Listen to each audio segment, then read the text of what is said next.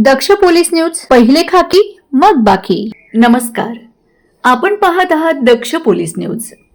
राष्ट्रीय शहरी आरोग्य अभियानाअंतर्गत नाशिक मनपाच्या वतीने कामटवाडी येथील शहरी प्राथमिक आरोग्य केंद्रात पोलिओ लसीकरण मोहिमेची सुरुवात. राष्ट्रीय शहरी आरोग्य अभियानाअंतर्गत नाशिक महानगरपालिका अंतर्गत शहरी प्राथमिक आरोग्य केंद्र कामटवाडी येथे पोलिओ लसीकरण मोहिमेची सुरुवात करण्यात आली.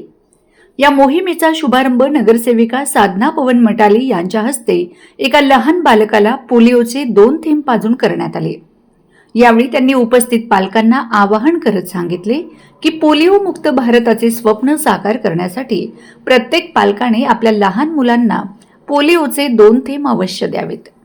पोलिओ डोस घेतलेल्या बालकाला प्रोत्साहन देण्यासाठी नगरसेविका साधना पवन मटाली यांच्या हस्ते गुलाब पुष्प भेट देण्यात आले.